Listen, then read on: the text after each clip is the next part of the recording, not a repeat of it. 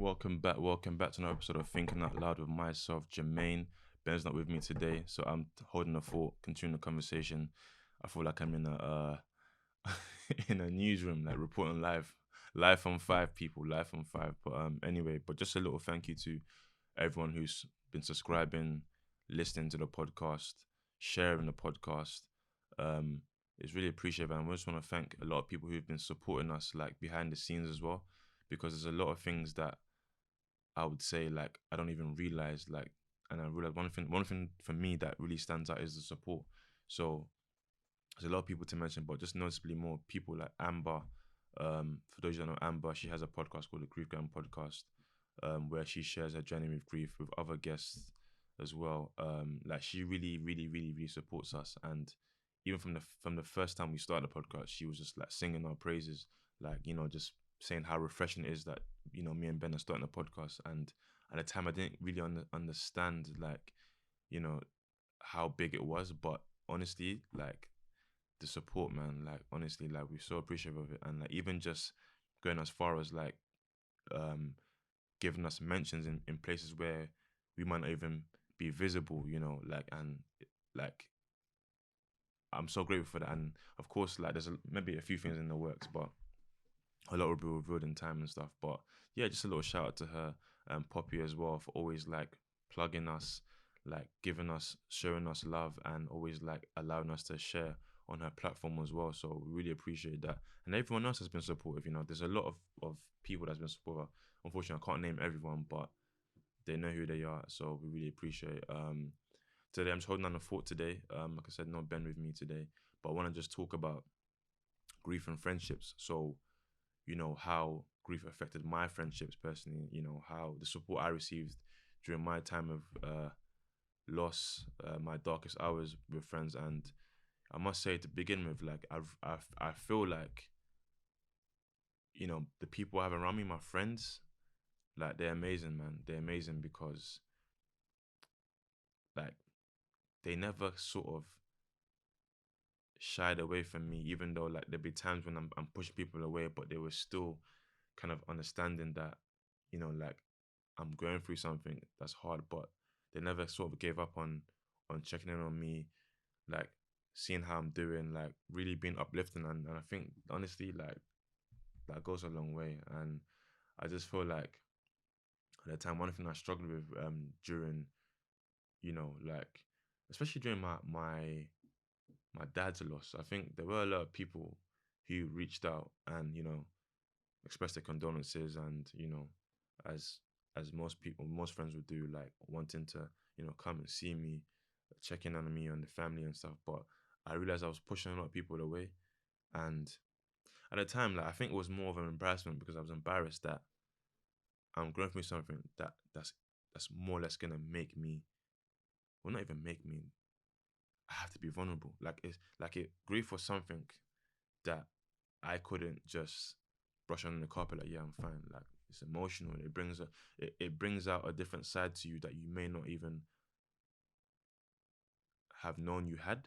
Like, and I feel like for me personally, like I've never been vulnerable amongst friends. I've never had to like cry amongst friends. I've never had to sort of like, well, as in before my grief anyway, had to kind of have hot hearts with my friends and be like, listen, I'm struggling, man. This is affecting me more than I'm letting on. And so I think in my dad's death, I didn't want to have that on people. I didn't want people to see me. When I say people, I mean mostly friends, to see me in a vulnerable state, see me like to the point where I feel helpless. And I think that's all the ego talking. That's the ego talking. That's the male pride talking. That's everything that's negative, toxic. Like the whole toxic masculinity thing. I didn't want to let people in on that because I'm a man. I have to, soldier it.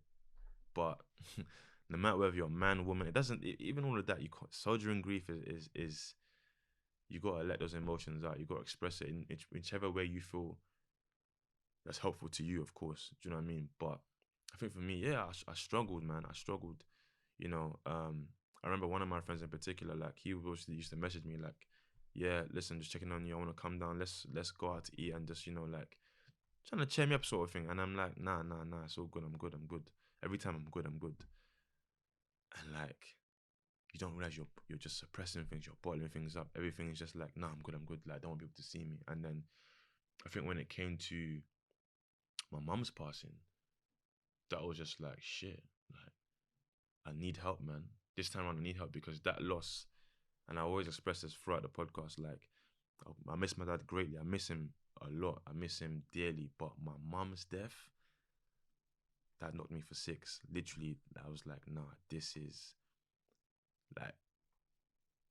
mad. Like, because I never in a million years thought my mum would pass away, which is weird because it's like, as you do with your parents, you don't think they're going anywhere. Yeah, I know they grow old and, like, they're getting older, but I just think, nah, she's good, man. She's got a good couple of years on her.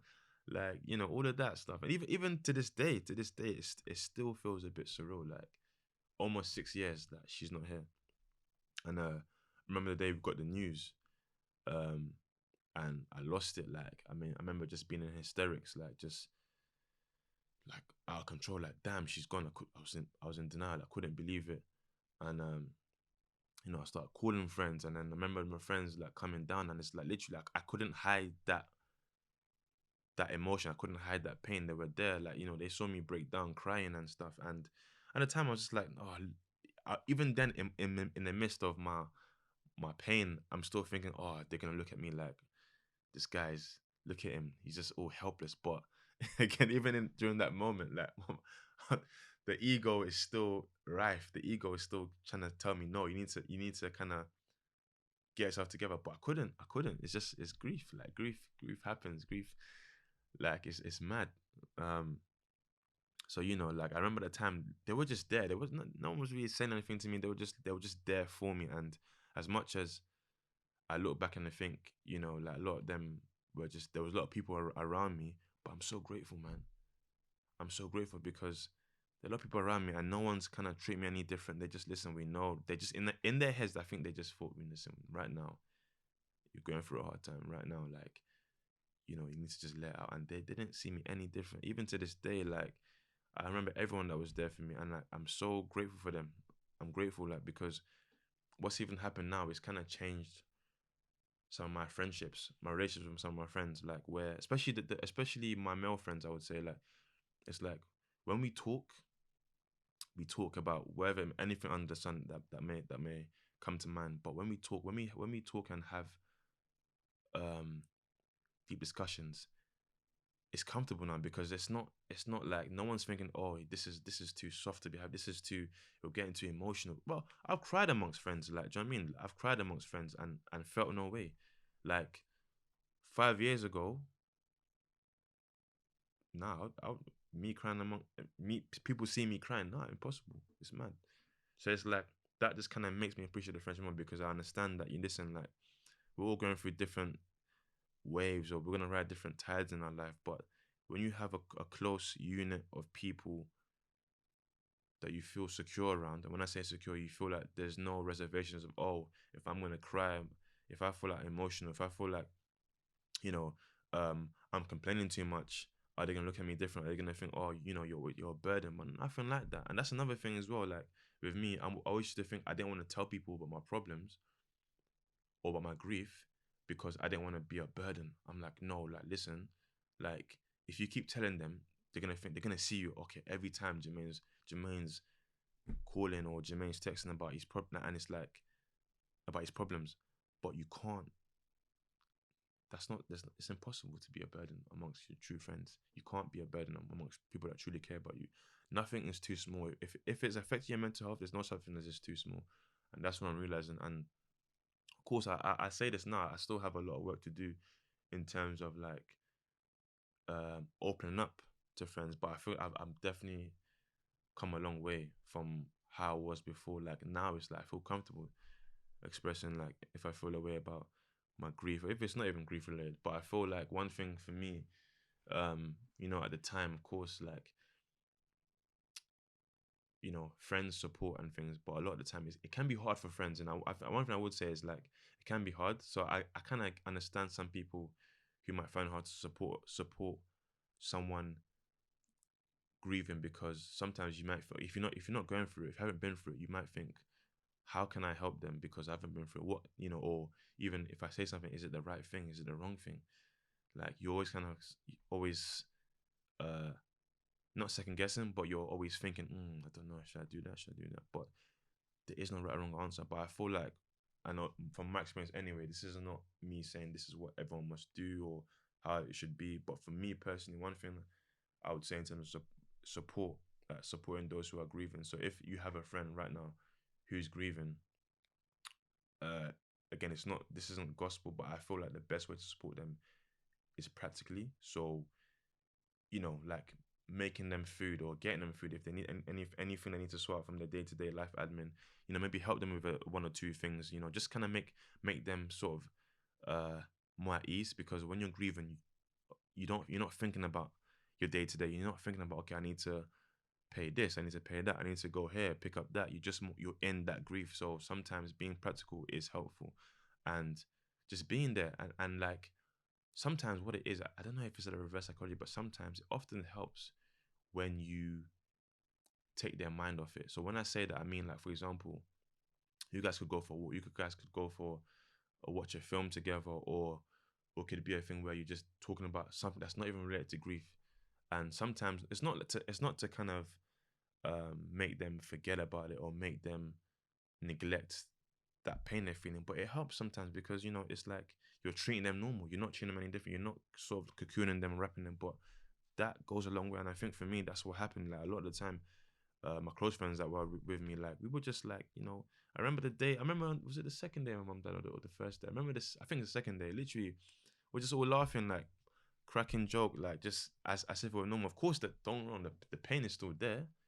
It's still there, but I felt good because no one's treating me any different. So I think, yeah, that things like that are quite good. Not treating people differently and being practical, I would say, is a good way to support people. And often we often hear like a lot of the time, people, another way, and it's not like to say it's I think it kind of goes back to practicality. Like, um,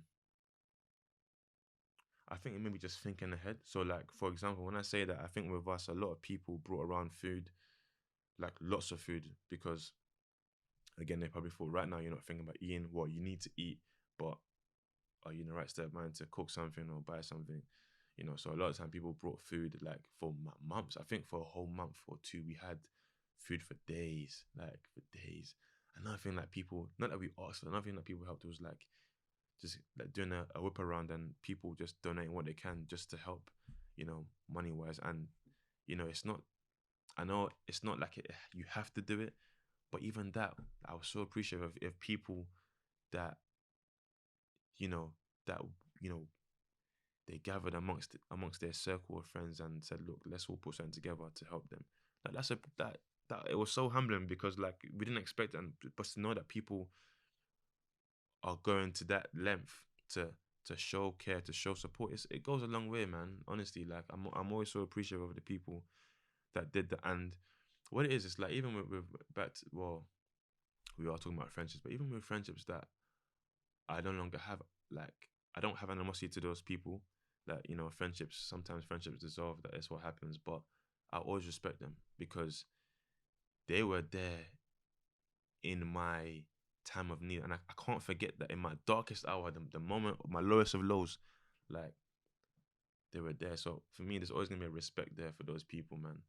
Like honestly, like, and I think when I reflect back, I'm just so grateful. I'm grateful for the people that were there, even to this day, like even friends, um, that not necessarily I talk to all the time, but they remember to message me on maybe it's my mom's birthday or her anniversary. Like that's appreciated. And the thing is, I'm a sort of low maintenance friend. I don't need uh friends to like check on me like every day. Once in a while, I mean, even like if it's every 2 weeks or twice a month, like I'm cool with that. Like, and but my thing is, so long as I know like you're there, you're there when it matters. That for me, that is just my thing. I'm cool with that. If you're there when it matters, like I know that proves enough for me. Like but again, everyone's different in terms of what they want, how they view friendships. But for me personally, that's just my big thing. Like you were when you're there, and a lot of time, most of my friends were there for me in the in anniversaries and mum's birthdays, always checking on me and saying, "Listen, I know it's a hard day, but I'm thinking of you." Like a simple text, that's fine. It's not, that's I'm happy with that. Like it's not a problem at all. Like, and I think like you just appreciate friends even more. Like what's so crazy? Like I'm getting older. It's gonna be what I'm turning another year older in a couple of weeks. Like, and I'm realizing that like as I'm getting older, yeah, people are passing, but what's even mad? It's not even a thing of people that are older that are passing. Even people my age are passing, and it sounds weird because I know like death has no age limit. It can just affect anyone, right? But I kind of had this mentality that you know people my age, friends and or family is my age or within my circle, we're all gonna live the same. We're all gonna live this, and we're all gonna be on the same pace. We're gonna live 100 years, like, or do you know what I mean? Just I don't know if that makes sense, but we're all gonna just like go at the same pace. But life doesn't work like that. Like I've lost friends that are my age, and I'm like, hang on a minute, he's not. You're not. Why did a good die young? Like like we're young. We're not supposed to die. You know what I mean? But I'm realizing that listen, things happen. Like like life happens, and that's why it's so important to appreciate people whilst you can. It's important to create those memories with friends. Like, the other day I just had it was a friend of mine, it was his birthday. We went out, lovely time. He enjoyed, seeing all the gang together. Like that for me, that is everything. It's everything now. Like, as much as even like taking pictures, taking videos, having those memories are I don't think you can understand. They're priceless. They're gonna mean so much more later down the years because, God forbid none of us, you watching included, none of us pass anytime soon. But if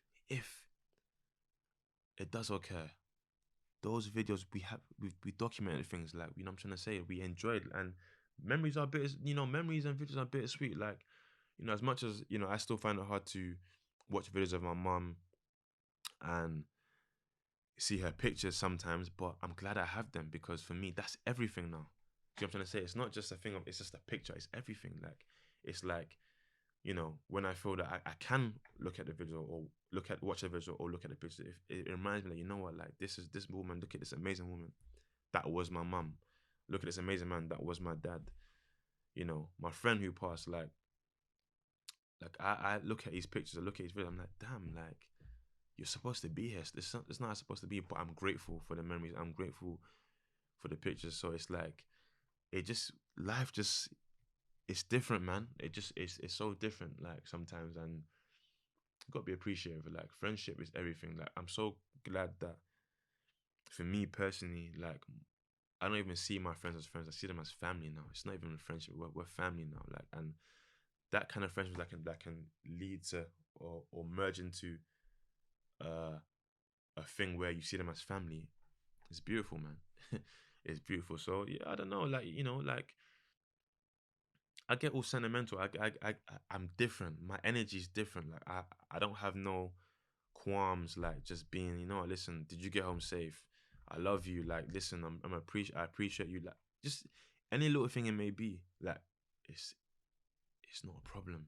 It's not at all. Like, it's like this is what I want to be telling my friends. Like, and I'll be honest. I'll be honest. As much as I am a lot more expressive, uh, I can be vulnerable amongst friends. It still is a bit hard sometimes because a part of me is always like, are you being weak right now? Are you being like I never fully kind of shake off those kind of toxic thoughts, but I know like there's nothing more beautiful than being yourself and being able to be vulnerable amongst your circle of people, man. Because when you're vulnerable, you can let all out. And you know what's so crazy? Like, it sounds mad, yeah, but do you know how therapeutic crying is? Like, when you can cry amongst your friends, like, It sounds mad. I know it sounds mad. I don't know if whoever's what. I don't know if you're thinking it sounds mad. That what you talking about? But honestly, I sound mad. As like I said, I sound mad.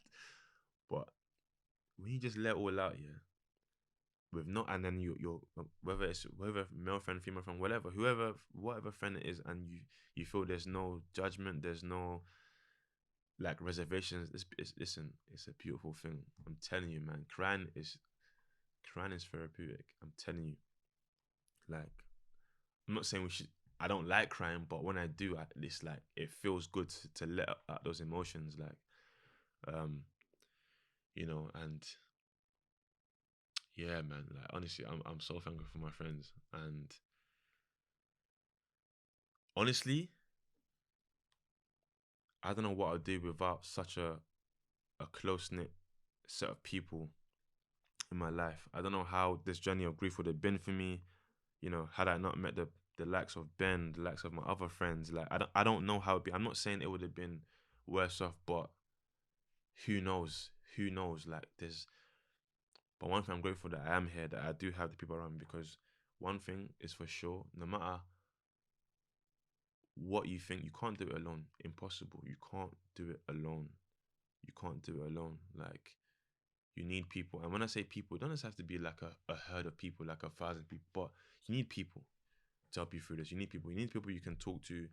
Of course, like the very obvious thing, like with things like this is therapy, but even just that side, you need people you can talk to. You need people you can kind of confide in, because this it's long. Listen, grief is probably one of the most low. As much as I'm, I feel comfortable. I feel more at peace. I still get lonely. Like grief makes me feel so lonely. It's like I know there's people. I know there's a community of people that are grieving with me. Going through different experiences, but this journey is it's lonely as fuck. That's not like it's lonely. Like it's just because it's something that the way I see it, yeah, it's always with me. Like I can't shake this. I can't shake this feeling. I can't get rid of it. It's with me. It's with me. It's with me everywhere. Everywhere I drive to, it's with me. Everywhere I walk to, it's with me. Like I'm having fun. It's still there. Like, do you know what I'm trying to say? So it's lonely, and I think sometimes as well, um, I do get a bit. I don't want to say depressed, but just down. I just think like, damn, like this is really it. Like I can't.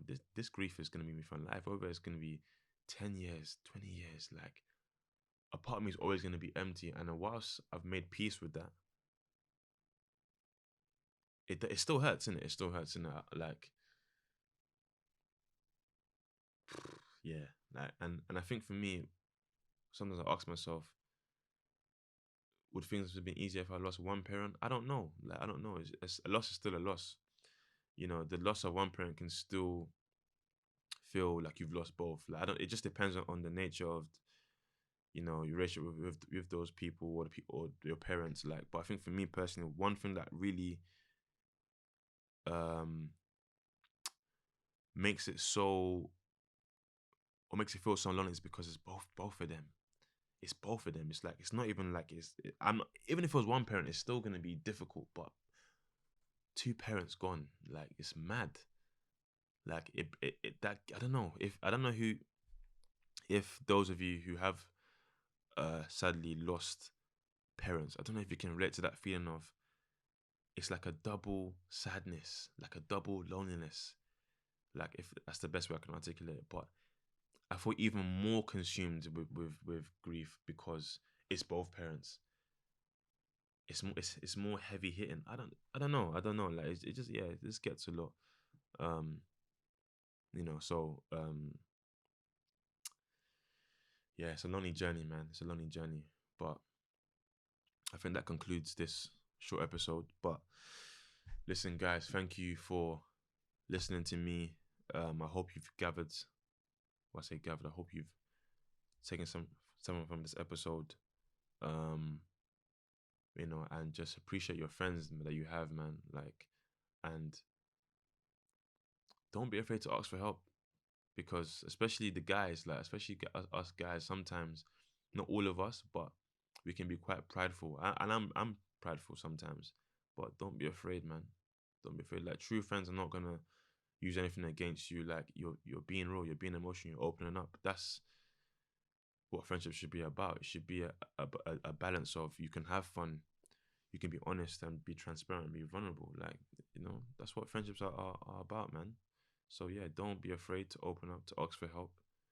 And for those you do have around you, so listen, appreciate them. Like, appreciate them whilst you still have them, because all we have, when it's all said and done, all we're gonna have is memories to look back on. So appreciate them whilst you can. But yeah, thank you guys for listening. Hope you've enjoyed it. Please follow us on Apple Podcast, Spotify, Google Podcast. Subscribe on YouTube as well. It means a lot to us. Follow our Instagram page as well. Thinking Out Loud Pod _. It's all gonna be in the notes anyway. But enjoy the rest of the week.